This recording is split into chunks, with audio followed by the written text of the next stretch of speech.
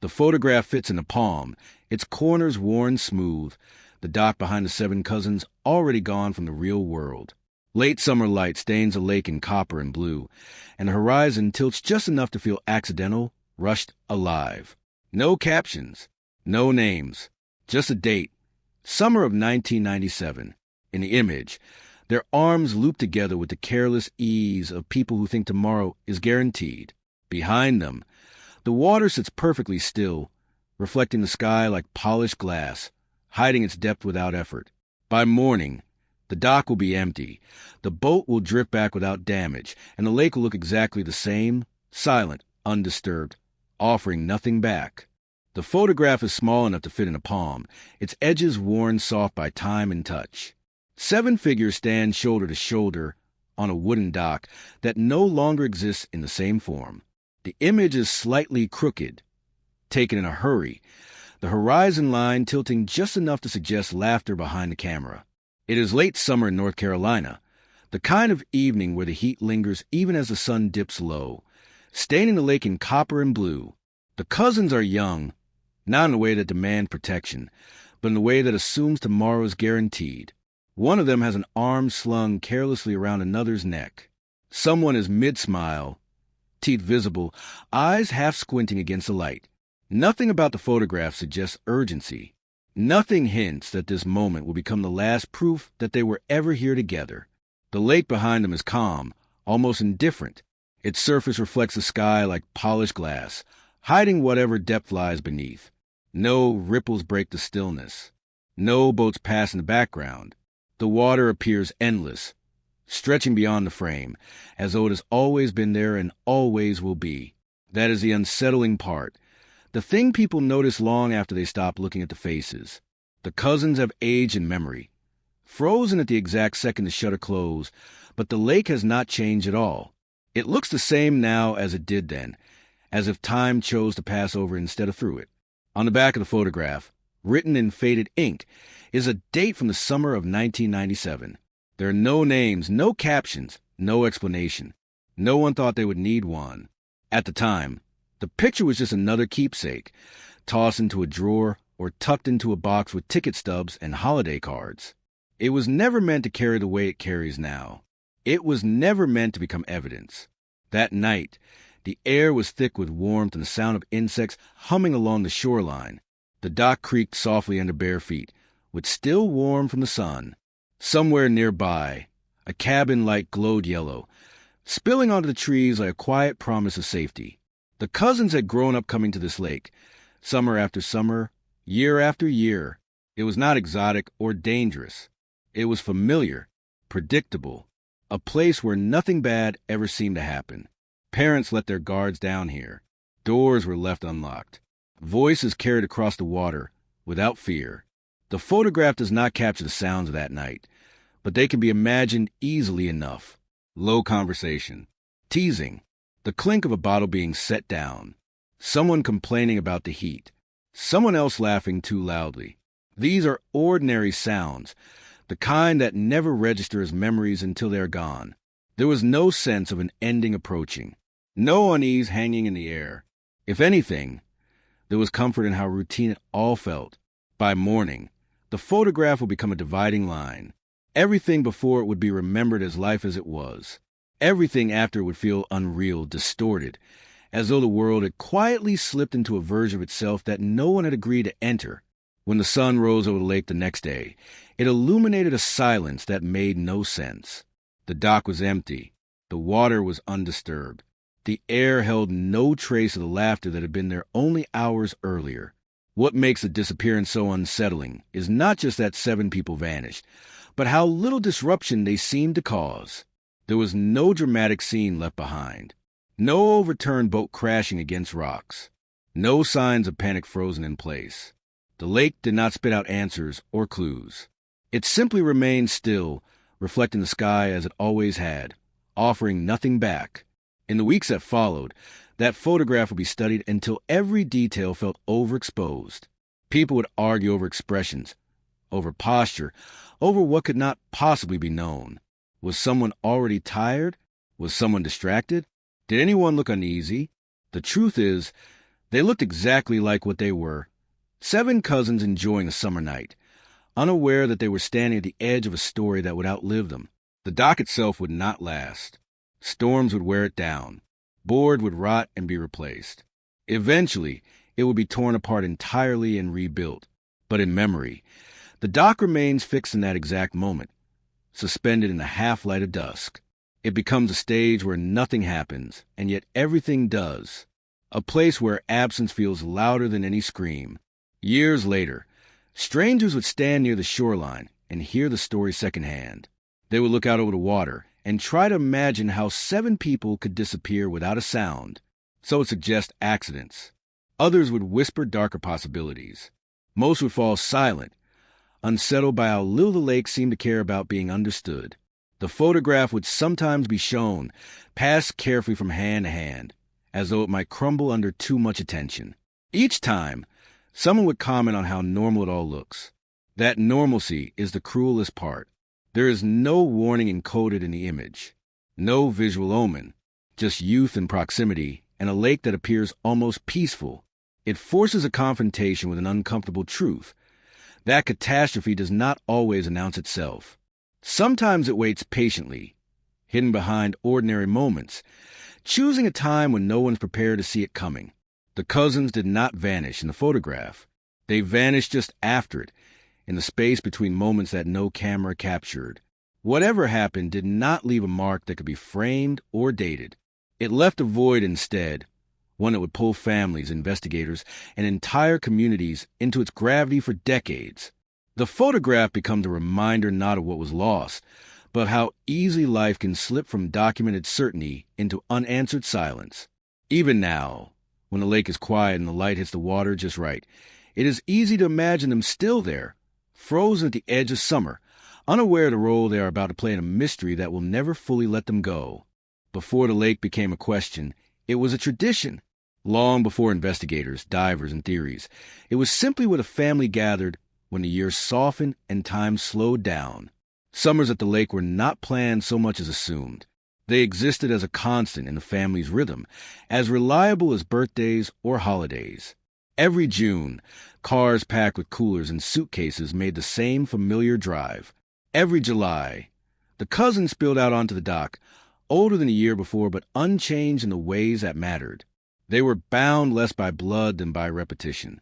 The kind of closeness built through shared boredom, scraped knees, late-night whispers, and the unspoken understanding that this place belonged to them. Adults drifted in and out of the background, grilling food, fixing loose boards, calling out reminders that were rarely followed.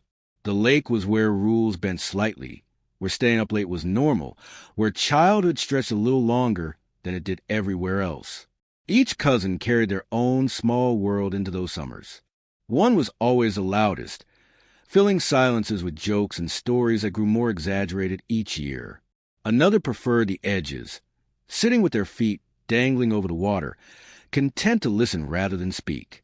There was one who swam farther than everyone else, daring the lake to challenge them, and another who never went past waist-deep, laughing nervously whenever someone splashed too close. Their personalities did not clash so much as overlap, fitting together in a way that felt effortless. There were no dark secrets whispered between them, no simmering conflicts that hinted at something waiting to break. If anything, the lake was where tensions dissolved. Arguments from home seemed smaller here, easier to forget. School pressures, jobs, expectations, all of it felt far away when the water reflected the sky, and the days blurred together. They talked about futures casually, without urgency. College plans, moves to other cities, dreams that felt abstract and distant, as though there would always be time to figure them out later. The cabins themselves were modest, weathered structures that smelled faintly of pine and sunscreen. Inside, walls were lined with old photographs from decade before, parents and aunts and uncles standing in the same spots, smiling in the same careless way. The cousins rarely paid attention to these images, but they were absorbing something from them all the same, a sense of continuity, a belonging to a story that stretched backward as much as it would stretch forward.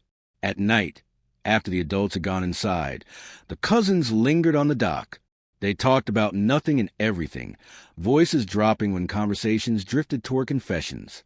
The lake at night felt different, not threatening, just deeper somehow. The water absorbed sound, turning laughter into something softer, more intimate. Stars reflected faintly on the surface, broken by gentle ripples. It was easy to believe that nothing bad could happen in a place that felt so contained, so familiar. No one remembers anyone being afraid. That detail matters more than people realize. Fear leaves a residue in memory. It sharpens moments, gives them edges. But when family members later searched their recollections, they found only ease, comfort, a sense that this night was no different from dozens before it. That sameness is what made the absence so shocking. It was not a night marked by conflict or urgency. It was marked by routine. The cousins were at an age where independence had begun to bloom, but responsibility still felt optional. They were trusted here in ways they might not have been elsewhere. The lake had earned that trust over years of uneventful summers. Parents did not hover. They assumed that if something went wrong, they would hear it. A shout, a splash, something. The silence that followed was unimaginable because silence had never been part of the equation before. Memory over time becomes selective. After the disappearance, every laugh would be replayed, every conversation dissected, but in those moments themselves, nothing felt significant enough to hold on to tightly. No one thought to remember who sat where, or who suggested what, or who stayed quiet longer than usual. Those details only gain importance in hindsight, when the mind searches desperately for meaning. The lake was not a boundary to them. It was an extension of their space, as familiar as the living room or the kitchen table. They knew where the water deepened, where the rocks were hidden, where the current shifted just enough to notice. This knowledge created a sense of mastery, of safety earned through experience. It is difficult to overstate how deeply that sense of safety was ingrained. It shaped decisions, assumptions, and the confidence with which they moved through that space. Family members would later say that if the cousins had felt even the slightest unease, they would have said something. They were not secretive with each other. They shared too much, if anything. The idea that something ominous was unfolding without their awareness feels almost insulting to the memory of who they were. They were observant, connected, present. That is what makes their disappearance so resistant to explanation. In those final days before everything changed, there was laughter that carried across the water, plans for the next morning that would never be kept, small rituals repeated without thought. Someone always forgot a towel. Someone always complained about bugs. Someone always suggested staying out just a little longer. These were patterns, not warnings. Familiar beats in a song that had played the same way for years.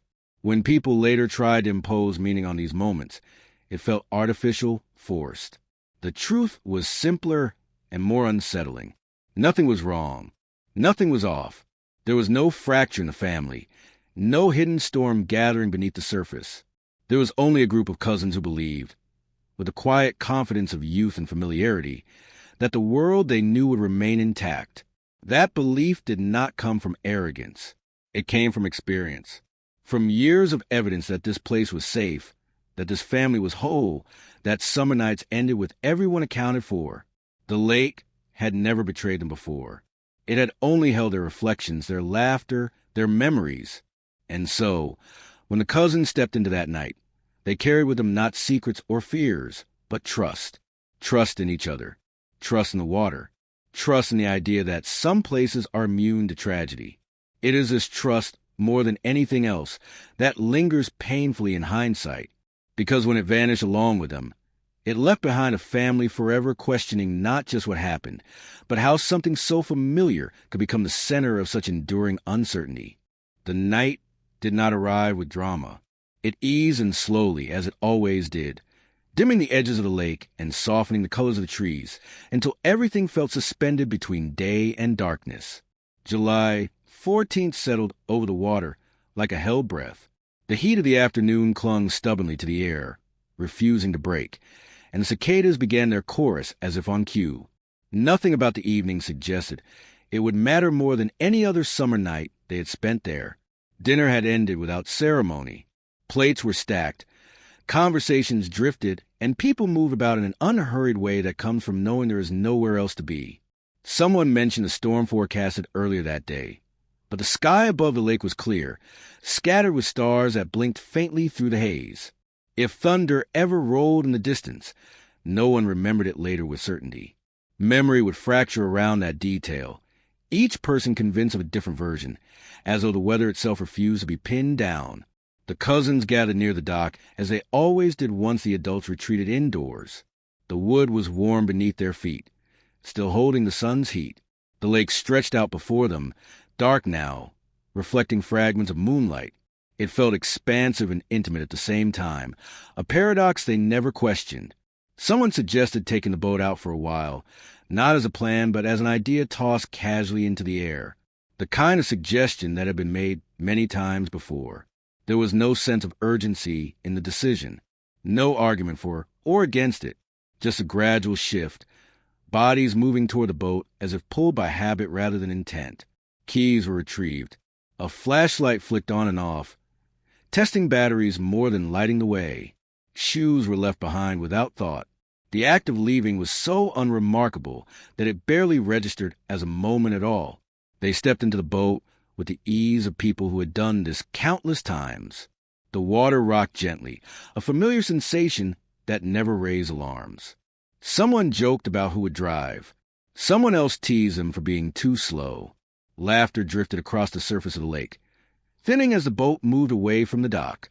The engine hummed, not loud enough to carry far, blending into night sounds that wrapped around the shoreline. From the cabin, the adults could see little more than a dark shape moving across darker water. There was no reason to watch closely. This was not a departure that demanded supervision. It was a continuation of the evening, an extension of the same routines that had defined so many summers before. The assumption was simple and unspoken. They would be back soon. The lake absorbed the boat almost immediately. Darkness swallowed its outline, leaving only the suggestion of movement, then nothing at all. The water closed behind them without disturbance, as though the boat had never been there. That detail would later take on a weight it did not deserve at the time. It was simply how the lake behaved at night, quiet and unrevealing. Minutes passed, then more. Inside the cabin, conversations ebbed and flowed. A television murmured in the background. Someone dozed off in a chair.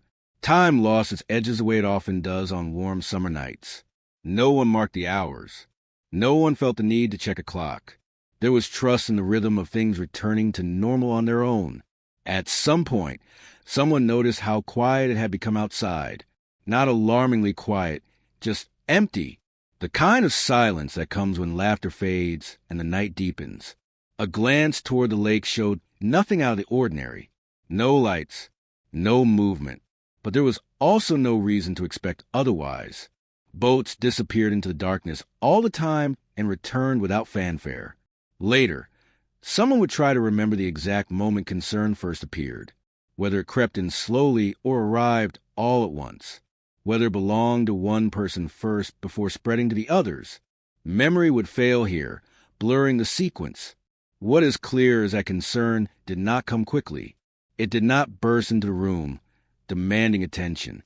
It lingered at the edges, quiet and easy to dismiss. The storm that had been mentioned earlier remained an unanswered question.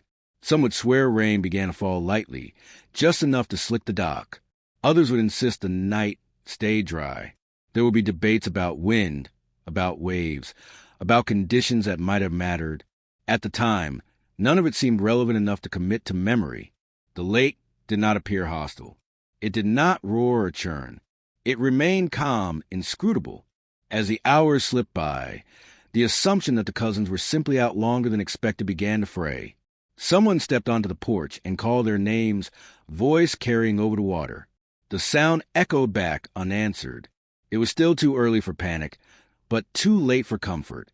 That in-between space is where unease thrives, feeding on uncertainty. By the time full concern set in, the night had grown thick and heavy. Flashlights cut narrow beams across the dock and the water beyond, illuminating nothing. The engine was not heard. No shapes moved in the distance. The lake offered only its surface, smooth and dark, giving away nothing of what lay beneath. It is tempting to imagine a moment where everything went wrong, a clear point of no return. But the truth is murkier. The night did not fracture loudly. It unraveled quietly, thread by thread, until what was left no longer resembled the evening that had begun so ordinarily. The disappearance did not announce itself. It revealed itself slowly, through absence and unanswered calls. By the time anyone admitted that something was truly wrong, the lake had already reclaimed its silence. The boat did not return. The cousins did not call out. The water remained unchanged, as though the night had passed without incident. And in that stillness, a story began to take shape, not through action, but through the sudden, inexplicable lack of it. Morning arrived without apology. The sun rose over the lake as it always did, spilling pale light across the water and burning away the last traces of night. Mist hovered just above the surface, thin and quiet, giving the illusion of movement where there was none. Birds called from the trees along the shoreline, unaware that anything had changed. From a distance, the scene looked peaceful, almost staged in its normalcy. That normalcy was what made the first moments of the day feel so wrong. The dock stood empty. No wet footprints marked the boards. No towels lay in careless piles. The boat was not tied where it should have been. For a brief, fragile stretch of time, hope filled the gap left by fear. Maybe they had gone to another part of the lake. Maybe they were asleep somewhere else. Phones dead, unaware of the worry building behind them.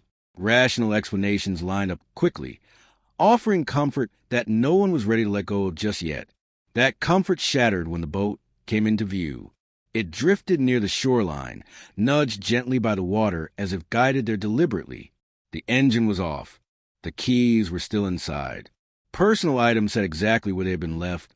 Jackets folded, a bag untouched, a flashlight resting uselessly near the seat. There was no sign of damage, no indication of a struggle.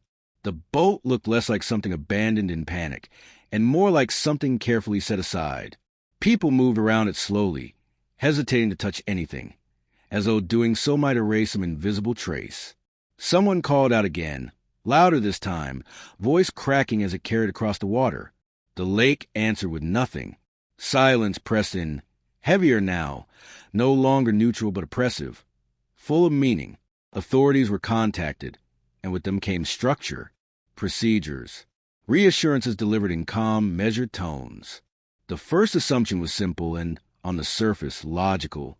Accidents happen on lakes. Boats capsized. People drowned. The absence of visible damage did not rule anything out, they said. Water was unpredictable. The explanation was offered gently, but it landed with a weight that felt premature. Search efforts began quickly. The lake was sectioned off into grids. Boats moved back and forth methodically, scanning the surface. Divers entered the water, disappearing beneath the reflection of the sky. Families watched from the shore, clinging to the idea that the lake would eventually give something back. A shoe, a hand, any proof that would turn uncertainty into something concrete, no matter how painful. Nothing surfaced. As hours stretched into days, the absence became unbearable. The water was dragged. Sonar equipment was brought in, its readings studied and restudied. Each time a diver resurfaced empty-handed, hope shifted slightly, reshaping itself into something thinner, more fragile. The lake remained stubbornly silent, refusing to conform to expectations. Theories began to circulate almost immediately. Some spoke in whispers, others with certainty that felt misplaced. Maybe the cousins had gone swimming and underestimated the depth. Maybe a sudden current pulled them under. Maybe exhaustion played a role. Each suggestion leaned heavily on probability, on what usually happened in situations like this. But this situation resisted being categorized as usual. There were too many inconsistencies. 7 people disappearing, without a single body surfacing, felt statistically unlikely, though no one said that out loud at first. The lake was deep in places, but not endlessly so. Objects eventually rose. Evidence usually appeared. The longer nothing was found, the more unsettling the silence became. Media attention arrived quietly, then all at once. Cameras framed the shoreline, capturing images of calm water and grieving faces. Headlines leaned toward accident, favoring explanations that fit neatly into familiar narratives. The lake was described as treacherous, as though danger had been hiding there all along. For the family, this framing felt like a betrayal. They knew the lake too well to accept it as a convenient villain.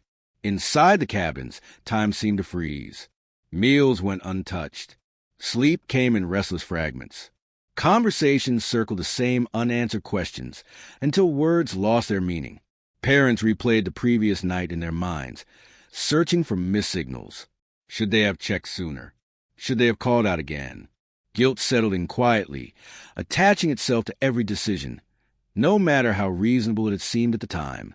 Officials maintained a careful distance, balancing empathy with protocol. As days passed without results, their confidence in the accident theory hardened. They spoke of closure, of the need to accept difficult truths. But closure felt impossible without something tangible to grieve, without bodies. There were no funerals, no final moments to anchor the loss. The disappearance existed in a limbo that made moving forward feel like a betrayal. The lake itself became the focus of collective frustration. People stared at it as if it might flinch under their gaze. It did not. Its surface remained smooth, reflecting clouds and sunlight with indifference. Children were kept away from the water now, warned in hushed tones about its dangers. The same place that had once represented freedom and safety was recast as something deceptive. The explanation arrived faster than anyone was ready to receive it. It came wrapped in careful language, delivered with practiced calm, and supported by statistics that suggested this was not unprecedented. Accidents happened. Water concealed mistakes. The lake, officials said, had taken them. It was not said cruelly, but it landed with a finality that felt suffocating. For the family, the speed with which this conclusion was reached felt almost violent, as though their questions were being buried alongside the cousins they had not been allowed to find. There was an unspoken expectation that grief would now follow a predictable path. That shock would give way to mourning. That mourning would eventually soften into acceptance. But acceptance requires something solid to accept. Without bodies, without proof, the explanation fell hollow. It was a theory pretending to be an answer. The absence remained unchanged, sharp and unresolved, cutting through every attempt to move forward. In the weeks that followed, officials shifted their language subtly. The search was no longer active. Resources were needed elsewhere. There was nothing more to be gained from dredging the same water again. The case, though not officially closed, began to cool. Files were archived. Calls became less frequent. The urgency that had once dominated every conversation faded into bureaucratic distance. For the family, time did not soften the loss. It distorted it. Days blurred together, punctuated by moments of intense clarity that felt almost unbearable. A phone ringing late at night sparked hope and dread in equal measure. The sight of the lake through a car window could undo an entire day of forced composure. Grief did not follow a straight line. It looped and doubled back, refusing to be contained. Each household carried the absence differently. One mother kept her child's room exactly as it had been, dusting shelves and straightening blankets, as though the door might open at any moment. A father began waking before dawn, driving to the lake to watch the water in silence, convinced that if he was there long enough, something would surface. Another relative threw themselves into work, filling every hour to avoid the quiet that invited questions. Family gatherings became strained. Conversations stalled around the same unspoken thoughts. There was no shared language for a loss that had no shape. Some wanted to talk endlessly, replaying details, searching for cracks in the official story. Others shut down, exhausted by speculation that led nowhere. These differences created distance, subtle at first, then more pronounced. Grief, unanchored, has a way of isolating even those who suffer together. The lake itself became a source of conflict. Some family members refused to return, unable to bear the sight of it. Others felt drawn to it, as though proximity might offer answers or comfort. Arguments broke out over whether more searches should be funded privately, whether divers should be hired again, whether the risk of reopening wounds was worth the slim chance of discovery. There were no right choices, only the weight of having to choose it all. Outside the family, The world moved on with unsettling ease. News coverage dwindled. News stories replaced old headlines. Strangers who had once expressed sympathy now spoke in past tense, as if the disappearance belonged to history rather than the present. This shift felt like another loss, quieter but no less painful. The sense that their tragedy was becoming a footnote intensified the family's isolation. At night, questions grew louder. If the lake had taken them, why had it given nothing back? Why had no remains surfaced? Why had personal items been left behind so neatly? These questions circled endlessly, finding no place to land. The official explanation demanded faith in probability, but probability offered little comfort to those living with uncertainty. Some family members began keeping journals, writing down thoughts they could not voice. Others turned to faith, searching for meaning in silence. A few began to question their own memories, wondering if they had missed something crucial. The human mind is relentless in its search for patterns, especially when none are offered. In the absence of answers, doubt found fertile ground.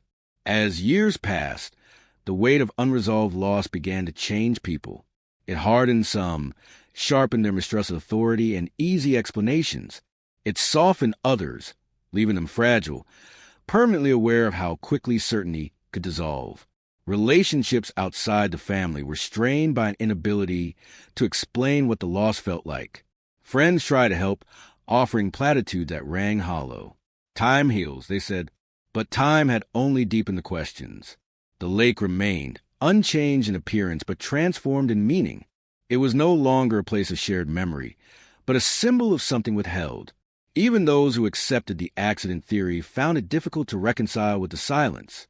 Acceptance, when it came at all, was provisional, fragile, easily undone by a passing thought or stray memory. Time did what always does when answers refuse to arrive. It moved forward anyway. Seasons passed over the lake, layering change on top of stillness, until the disappearance felt both distant and unbearably present at the same time. Summers returned with their heat and cicadas. Winters stripped the shoreline bare, exposing branches that clawed toward the water like skeletal fingers. The lake endured all of it without revealing anything new. In the first few years, the family waited for the inevitable moment when something would surface. A body, a piece of clothing, anything that would confirm the explanation they had been given or shatter it completely. They were told it could take time. That water preserved secrets until it didn't. Each heavy rainstorm raised quiet expectations. Each drought sparked speculation about what might be exposed when water levels dropped. Every natural shift in the lake's behavior became a potential turning point. None of them delivered. When maintenance crews later lowered the lake for unrelated structural work, word spread quickly through the family. This was it. Some thought, if the water had been hiding something, it would have no choice but to give it back now. They gathered at the shoreline, standing farther from the edge than they once would have, watching as the lake receded inch by inch. Mudflats emerged. Rocks long submerged saw daylight for the first time in decades. Old debris surfaced, remnants of other lives, other summers. But not them. The emptiness that followed this moment was different from before. It was no longer sharp and frantic. It was duller, heavier, like a door closing slowly rather than slamming shut. The idea that the lake might never give them back began to take root, terrifying in its permanence. Divers who had worked the searches spoke privately, their words reaching the family through indirect channels. They described sections of the lake that felt wrong, places where sonar readings behaved strangely or visibility dropped faster than expected. None of it amounted to evidence. Nothing could be put into an official report. But the unease lingered, feeding the growing sense that the lake was not simply deep, but withholding. Rumors began to circulate in the surrounding community. Some were harmless, little more than ghost stories whispered late at night. Lights seen moving across the water when no boats were present. Sounds that didn't quite belong to wind or wildlife. Others were darker, hinting at hidden inlets, submerged structures, places that didn't appear on maps. The family listened to these stories with a mixture of skepticism and reluctant hope. Even false leads felt preferable to silence. Private searches followed, funded quietly, conducted without press. Independent divers were hired. New equipment was tested. Each effort ended the same way, with apologies and empty hands. The professionals were careful not to promise anything. They spoke of the lake with a kind of respect that bordered on discomfort, acknowledging its complexity without assigning it intent. As the years stretched on, the lake's presence in daily life shifted. It no longer dominated conversations, but it never truly left them either. It hovered in the background, resurfacing in unexpected moments. A passing mention of boating accidents on the news. The smell of lake water on a hot day.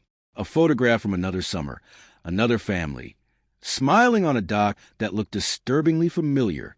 For some family members, the lake became something to avoid entirely. They moved away, choosing homes and vacations that placed water firmly at a distance. For others, avoidance felt impossible. They returned again and again, compelled by a need they could not articulate.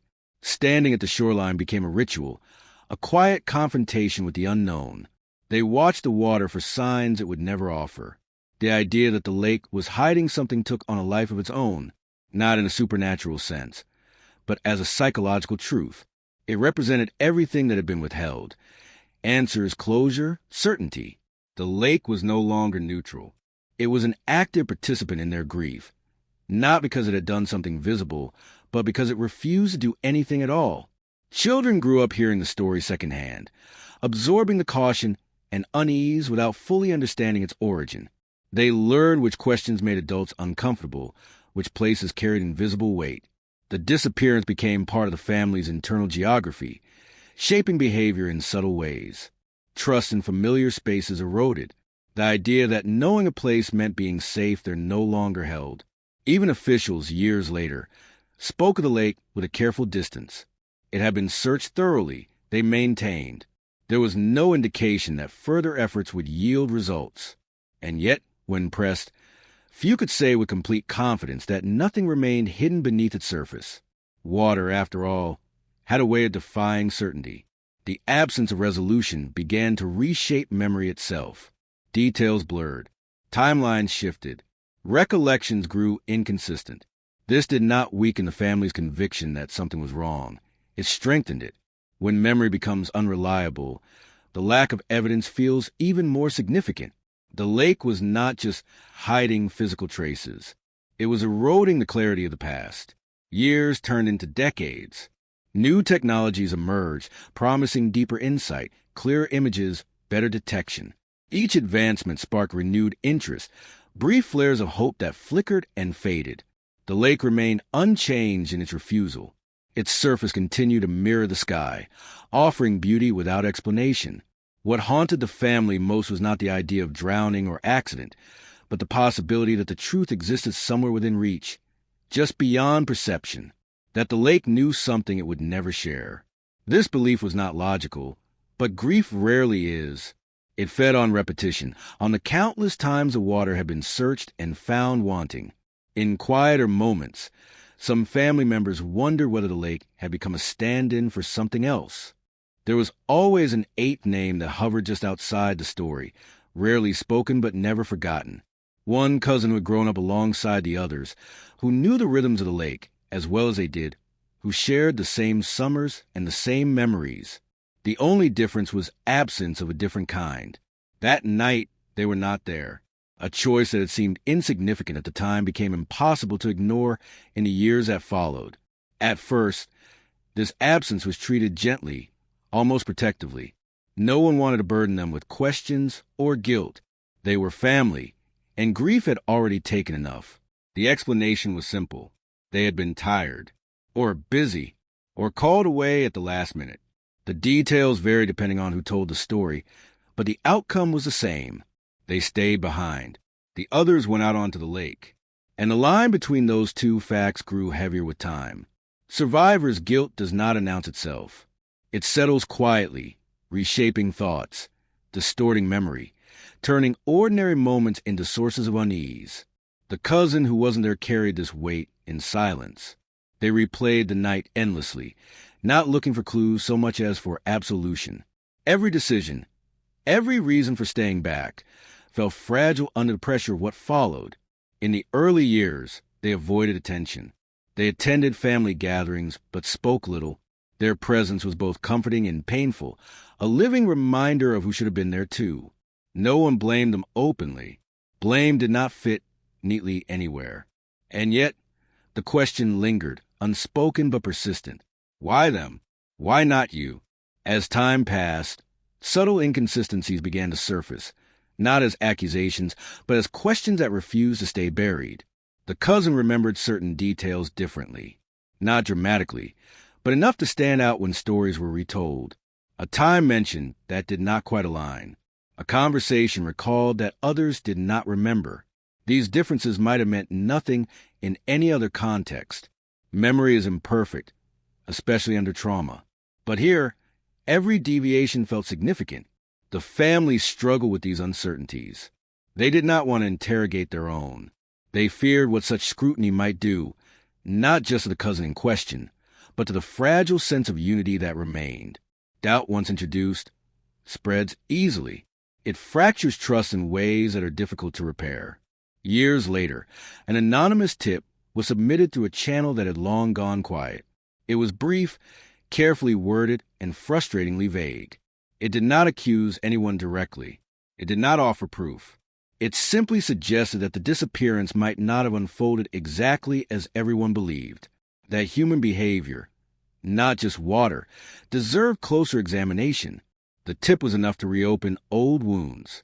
Investigators revisited interviews, listening for things that had been dismissed or overlooked.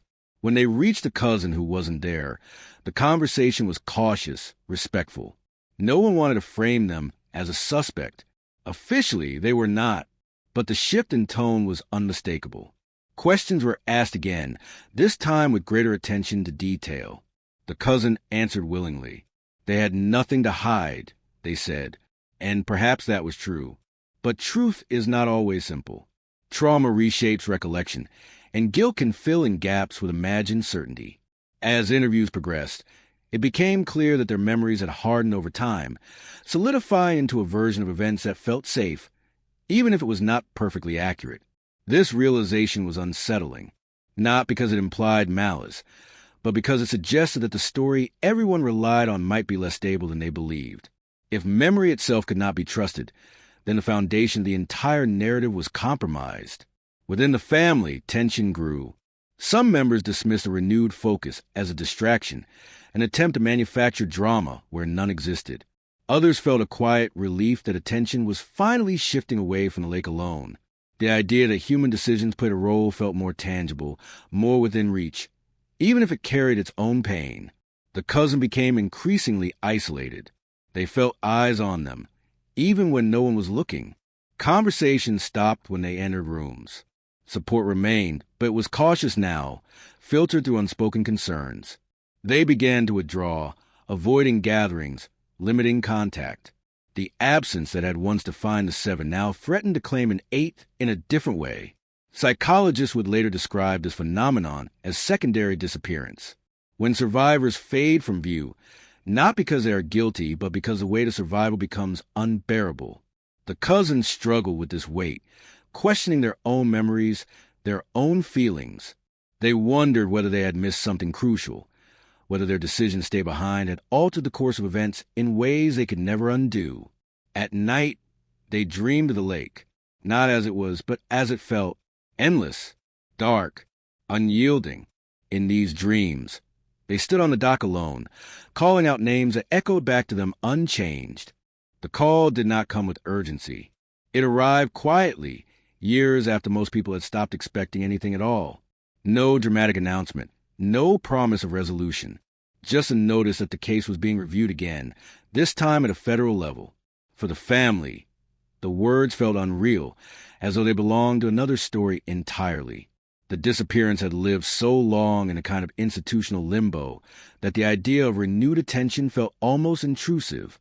What had changed was not technology, in the way people like to imagine. There was no sudden breakthrough, no miraculous device capable of seeing through water and time. What had changed was perspective. A new team, unburdened by the assumptions that had shaped the original investigation, approached the file with fresh eyes. They did not begin by asking what usually happened on lakes. They asked what had happened here. The case file was thick its pages yellowed, its contents familiar to the family in ways that still hurt. Interviews read and reread.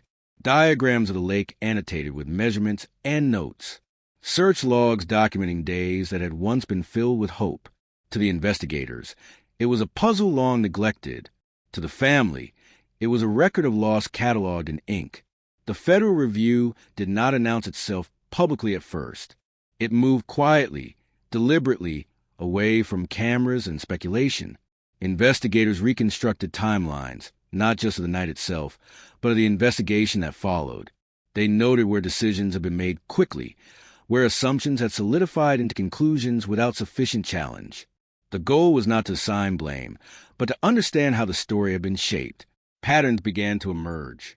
Not patterns of guilt, but of omission. Details that had seemed insignificant when viewed in isolation took on new weight when placed side by side. A witness statement that conflicted subtly with the official timeline. Sonar data that had been dismissed as interference. Notes scribbled in margins, never fully explored. None of it screamed revelation. All of it whispered possibility. The family was contacted individually. Interviews requested with careful phrasing. Participation was voluntary. They were told there was no obligation to reopen wounds. But wounds that never healed do not require reopening. They remained tender, waiting, one by one. Family members agreed to speak again, aware that hope was a dangerous thing to invite back into their lives. These conversations felt different from those years earlier. The questions were slower, more precise. Investigators asked not just what happened, but how certain each memory felt, where doubt lived, what had changed over time. They listened for hesitation as much as content. The process was emotionally exhausting, forcing family members to confront how memory had shifted under the pressure of grief. The lake returned to focus, but not as the sole explanation. Federal analysts examined water maps with a level of scrutiny that had not been applied before. Historical data revealed fluctuations in depth and temperature that complicated earlier assumptions. Areas once believed to be uniformly searchable were reconsidered as dynamic environments, changing subtly over time. The lake was no longer treated as a static body of water, but as a system. Old sonar scans were digitized and enhanced, not to uncover something new, but to understand what might have been overlooked. In some instances, shapes that had been dismissed as natural formations now appeared ambiguous. Not clearly human, not clearly not. The uncertainty was enough to warrant deeper examination. Equally important were the human elements of the case. Investigators revisited witness statements with attention to timing and proximity. Who saw what and when, who heard engines and who didn't, why certain observations had been prioritized over others. The goal was not to prove the original investigation wrong, but to identify where its confidence might have been misplaced. For the family, the federal presence brought a complicated mix of relief and fear. Relief that someone was finally taking the question seriously. Fear that answers, if they came, would not resemble the ones they had imagined. There was a growing understanding that clarity did not guarantee comfort. As word of the renewed review spread, interest reignited quietly. Journalists reached out again, careful not to overstep. The family declined most requests, protective of the fragile process unfolding behind closed doors. They had learned how easily stories could take on lives of their own, drifting away from the people they affected most.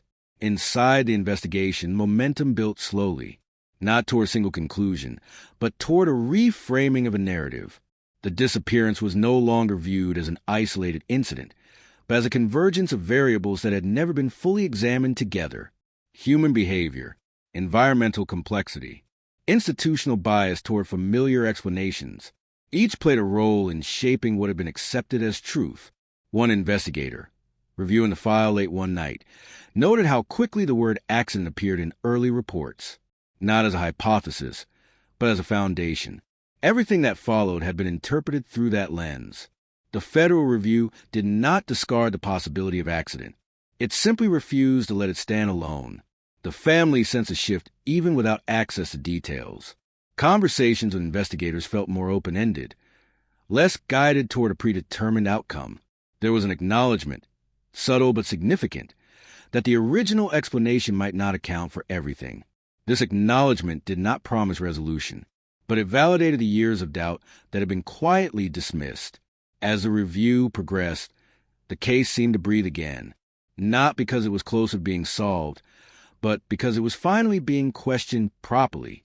The weight of official certainty lifted slightly, replaced by something more honest and more unsettling.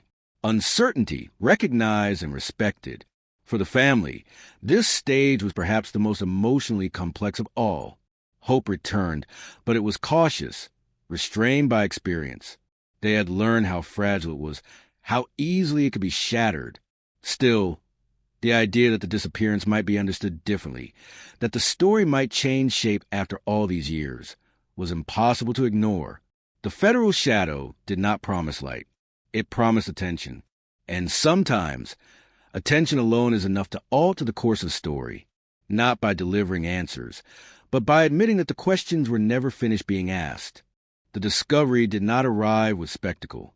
There was no dramatic unearthing, no moment where everything suddenly made sense. It emerged quietly, assembled piece by piece, almost reluctantly, as if the truth itself resisted being seen all at once.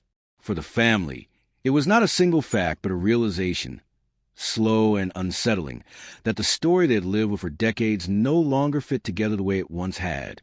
It began with movement. Not movement captured on film or witnessed by anyone at the time, but movement inferred through data that had been overlooked. A recalibration of old sonar readings suggested that something large had shifted beneath the surface hours after the cousins were believed to have disappeared. The timing did not align with the accident theory that had anchored the case for so long. This was not evidence of bodies or objects in the way people expect, but evidence of change, of disturbance, where stillness had been assumed. Investigators approached this carefully. Data can mislead as easily as it can reveal. Every possible explanation was tested, every benign alternative exhausted. Natural shifts in underwater terrain, equipment error, animal activity. None of these fully accounted for the pattern. The lake, it seemed, had been disturbed in a way that did not match the official timeline. This realization forced a reevaluation of assumptions that had once felt solid. If something had moved after the disappearance window, then the disappearance itself might not have occurred when everyone believed it did, or it might not have unfolded in the way it had been imagined. The lake was no longer just a setting. It had become part of a sequence, responding to events rather than erasing them. Equally unsettling was what this evidence did not show. There were no indicators of a sudden, chaotic incident, no signature of a capsized boat or a frantic struggle in the water. Instead, the data suggested controlled movement, deliberate and measured. This did not point cleanly toward any one explanation, but it disrupted the comfort of believing the event had been random. The family was briefed privately, the information delivered with restraint. Investigators were careful with their language, emphasizing possibilities rather than conclusions. But the shift was undeniable. The disappearance could no longer be described as a simple accident without ignoring evidence that now carried weight. For some family members, this was vindication, a confirmation that their doubts had not been misplaced. For others, it was terrifying. The accident theory, however painful, had offered a boundary. It limited the scope of what might have happened. This new understanding removed that boundary, opening the door to possibilities far more complex and unsettling.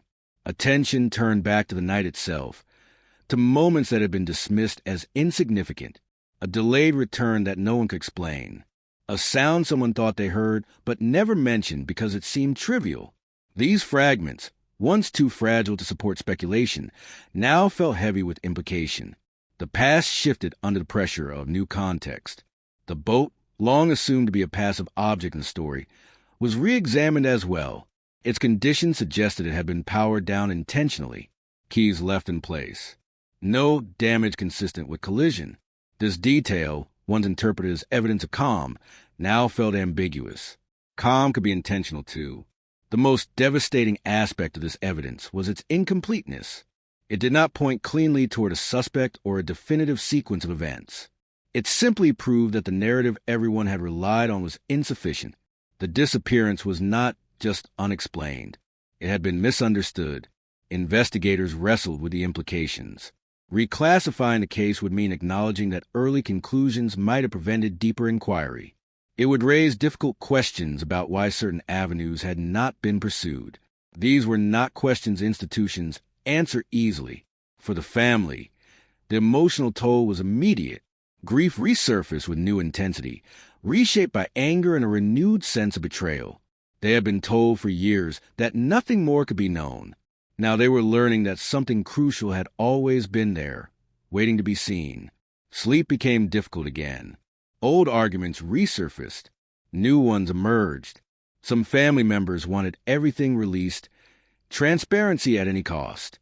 Others feared what full disclosure might bring. The idea that the truth could be darker than the accident they had learned to live with was almost too much to bear. What the evidence ultimately changed was not the disappearance itself, but the meaning assigned to it. The lake was no longer the sole agent of loss. It had been part of a sequence of events shaped by human decisions, timing, and perhaps intent. This realization did not assign guilt, but it redistributed responsibility in unsettling ways. The investigator spoke of the case in new terms now, not as a tragic anomaly, but as an unresolved event with active questions. Language shifted. So did tone. The story had crossed an invisible threshold. It could not return to the comfort of old assumptions. For the family, this was both progress and punishment. Progress because their doubts had been validated. Punishment because validation came without closure. The evidence opened doors, but did not show what lay behind them. It illuminated the edges of the truth without revealing its center. In quiet moments, some family members wondered whether this partial revelation was the best they would ever receive. Proof that the disappearance was more complicated than anyone admitted, without the relief of knowing exactly how or why. Others held on to the belief that once a story begins to change, it cannot stop changing until it reaches some form of truth. What remained clear was that the lake had not simply erased the cousins. Something had happened there that night. Something shaped by time and movement, by choice and consequence. The evidence had changed the shape of the story, bending it away from simplicity and toward a deeper, more uncomfortable reality. And in that shift, the disappearance ceased to be a closed chapter. It became an open question once more, demanding attention, demanding honesty, and refusing at last to remain silent. With the old narrative broken, the story entered a quieter, more difficult phase. There was no dramatic reveal waiting just beyond the evidence, no final piece that would snap everything into place. Instead, there was a reckoning with what the lake had been made to represent and what it never truly was. For years, it had carried the weight of every unanswered question, every fear, every suspicion that had nowhere else to land. Now, that weight began to shift. The new understanding forced a careful separation between myth and fact. The lake had not swallowed 7 lives in a sudden, chaotic moment, nor had it revealed itself as some malevolent force. It had simply existed, as water does, reflecting and concealing without intention. The silence it offered was not proof of guilt or innocence. It was neutrality mistaken for explanation. This realization was unsettling in its own way. Blaming the lake had been easy, almost comforting. It allowed grief to focus outward, to anchor itself to a place rather than a tangle of human decisions and missed opportunities. Removing the lake from that role left a vacuum. Into that space rushed questions no one had wanted to ask to directly before. Attention shifted toward behavior, toward the small choices made before and after the disappearance. Not in search of a villain, but in search of coherence. How assumptions had guided decisions.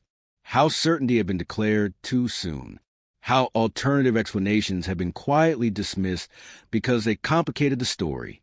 The family struggled with this reframing. Some felt relief in releasing the lake from its burden. Others felt exposed, as though the ground beneath their grief had shifted again. The place that had once been blamed now felt almost irrelevant, stripped of the symbolic power it had accumulated over decades. What remained was something far less tangible and far more uncomfortable. The investigation, too, adjusted its focus. With the accident theory no longer sufficient, officials faced a challenge of moving forward without a clear endpoint. There was no definitive crime to prosecute, no suspect to confront. The disappearance existed in a gray space between tragedy and accountability, where answers could be suggested but not proven. For the family, this ambiguity was both familiar and newly painful. They had lived with uncertainty for years, but this version of it felt different. It was informed uncertainty, shaped by evidence that pointed toward complexity rather than chaos. The idea that the truth might involve a series of ordinary decisions rather than a single catastrophic event was difficult to accept. Some family members began to speak openly about forgiveness, not as absolution, but as survival. Forgiveness of institutions that had failed them. Forgiveness of themselves for trusting explanations that had later unraveled.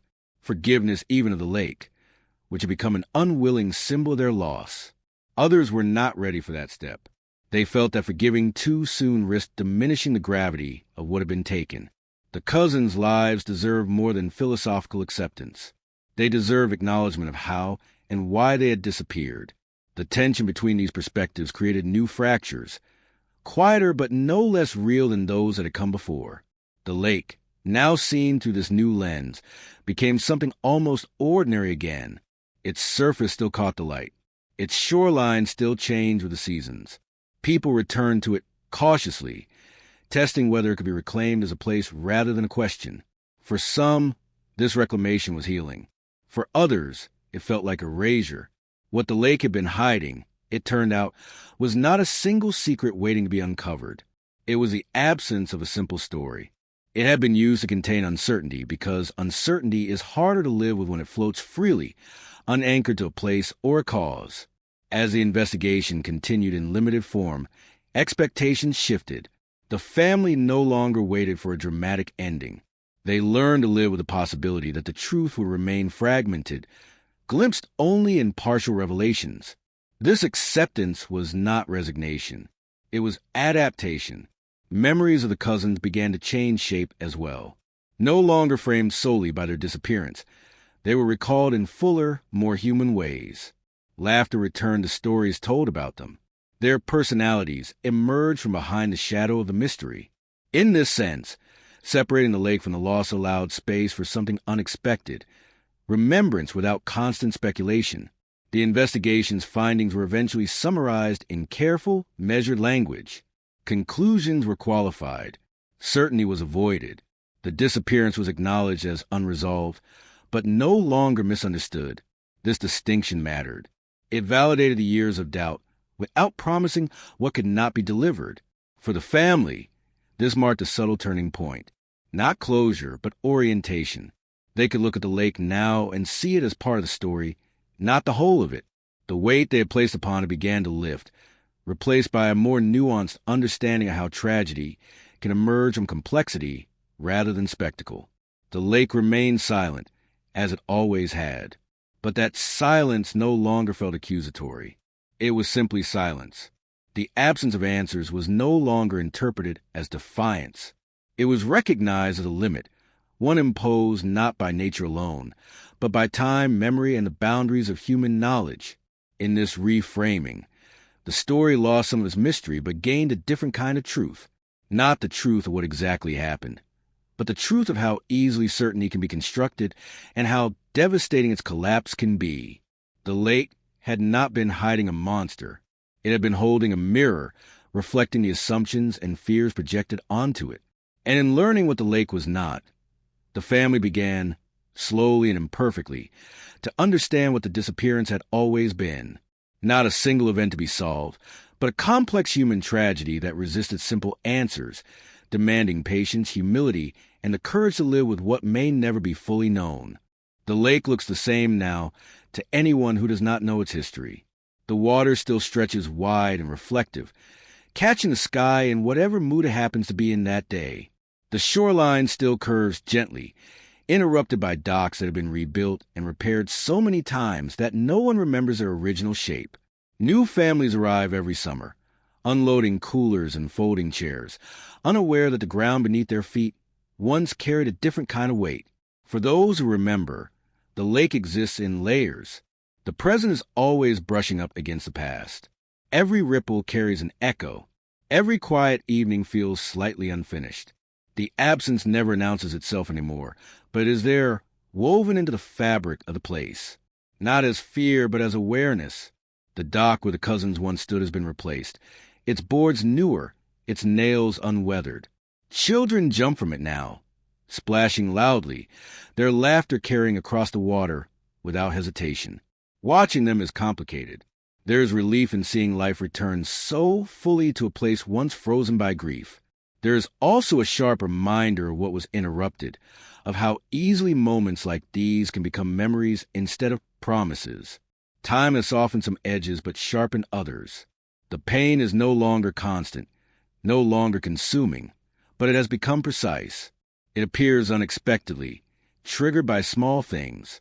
A song playing from a passing boat, the smell of sunscreen, a photograph discovered in a box long forgotten. These moments do not demand attention. They simply ask to be felt. The cousins are remembered now not just as part of disappearance, but as individuals. Stories about them have grown warmer, less guarded. Someone recalls the way one of them laughed too hard at their own jokes. Another remembers how one always stayed up late, reluctant to let the night end. These details matter more now than timelines or theories ever did. They restore dimension to lives once flattened by mystery. There are still questions, of course. Questions that will never fully leave. What exactly happened? Why it unfolded the way it did? Whether something could have been done differently. These questions surface less often now, but when they do, they are met with a quieter response. Not frustration, but recognition of limits.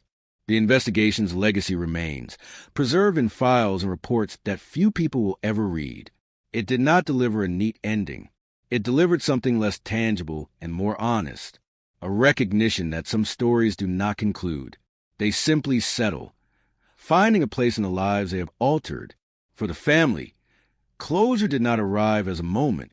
It emerged gradually through a series of small decisions. To stop measuring time by anniversaries alone. To speak names without immediately thinking of loss. To return to the lake on their own terms, or to stay away without guilt. Each choice was an assertion of agency reclaimed from a story that had once taken everything. The lake, for its part, continues without memory. It reflects sunsets and storms alike, indifferent to the narratives projected onto it. This indifference is no longer threatening. It is strangely comforting. It suggests that while human lives are fragile and finite, the world itself does not conspire. It simply continues. At night, when the water is still and the lights along the shore flicker on one by one, it is easy to imagine the past pressing close. But it is just as easy to imagine the future unfolding, filled with moments yet to be lived. The coexistence of these ideas no longer feels like a contradiction. It feels like truth. The disappearance did not end in revelation or justice. It ended in something quieter. Acceptance, not of what happened, but of what cannot be known. This acceptance does not erase grief. It reshapes it into something that can be carried without constant collapse. The cousins are not memorialized by plaques or markers. Their presence exists in stories, in shared glances, in the careful way the family now regards ordinary moments. They are remembered in the spaces between words, in the pauses that linger just a bit longer than they need to. The lake remains a place people come to rest, to gather, to forget their own lives for a while. It does not announce its history. It does not demand acknowledgement. It simply exists, holding reflections of whatever stands before it. And perhaps that is the final truth of the story, that some disappearances do not resolve into answers, but into echoes. Echoes that fade slowly, not because they are forgotten, but because they become part of the background of life itself. The silence that remains is not empty. It is filled with memory, with love, with the quiet persistence of those who continue living the shadow of what they lost. Standing at the water's edge now, there is no expectation that the lake will speak. There is only the understanding that its silence is not a refusal, but a boundary, one that marks the edge between what can be known and what must be lived with. And in learning to stand at that edge without demanding more, the family finally finds a way forward, carrying the story with them, not as a burden, but as a part of who they have become. Years pass differently after a story like this. They do not move in straight lines or obey the usual markers of progress. Instead, they curve inward, folding memory back onto itself until the past feels close enough to touch. The disappearance becomes less about the moment it happened and more about how it continues to exist, quietly shaping choices, perceptions, and silences long after the searchlights are gone. For the family, life resumes in fragments. Careers advance. Children are born. Houses are bought and sold. On the surface, everything looks ordinary, but underneath, there's a permanent adjustment, a recalibration of expectations. Certainty is no longer assumed. Safety is no longer invisible. Every goodbye carries a faint awareness of finality, even when it is not consciously acknowledged. The cousins' names still surface unexpectedly, not during anniversaries or formal remembrances, but in casual conversation, when someone mentions a lake trip or an old song from the 90s. These moments land softly now. They no longer knock the air from the room. They are met with nods, with small smiles, with the understanding that remembering does not always have to hurt. What lingers most is not the mystery itself, but the way it altered everyone's relationship with absence. The family learned that loss does not always come with proof, that love can outlast explanation, that not knowing is not a failure of effort, but sometimes a natural endpoint of inquiry. The case is occasionally referenced in online forums, retold by people who never stood on that dock or watched the water for signs of return. Theories continue to circulate, reshaped by imagination and distance. Some are thoughtful, others are careless. The family rarely engages. They have learned that the truth of what they lived cannot be argued into clarity by strangers. There's a temptation, even now, to frame the story as unfinished, to say it lacks an ending. But endings are not always moments of revelation. Sometimes they are shifts in posture, subtle and internal. The ending, if it can be called that, arrived when the family stopped waiting for the lake to speak and began listening to what the silence had already taught them. They learned that grief does not demand constant attention to remain real. It can rest. It can coexist with joy without being diminished. The cousins are not honored by perpetual sorrow, but by the way their absence sharpened appreciation for presence. The lake continues to draw people in. It is photographed, admired, enjoyed. It exists outside the story now, no longer burdened with the responsibility of answers. For the family, this does not feel like betrayal. It feels like release. The place has been returned to the world, and the story has been returned to them. Sometimes, someone stands at the shoreline alone, not searching, not remembering with intensity, just standing, watching light scatter across the water, feeling the ordinary passage of time. In those moments, there is no urge to resolve anything, just a quiet recognition that life, once interrupted, continues anyway. The disappearance taught them that mystery does not always need to be conquered, that some questions lose their power when they're allowed to remain questions, that meaning can exist without clarity. What remains is not an answer, but a kind of wisdom earned unwillingly, a knowledge that love is not contingent on understanding, that memory does not require evidence, that the people we lose do not vanish completely just because their stories stop making sense.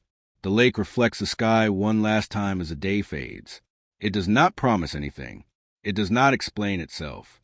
And in that, there is no longer anger, only acceptance. The story rests not because it was solved, but because it was carried long enough to become part of those who survived it. And so it ends not with revelation, but with continuity. Life unfolding quietly, imperfectly, forward.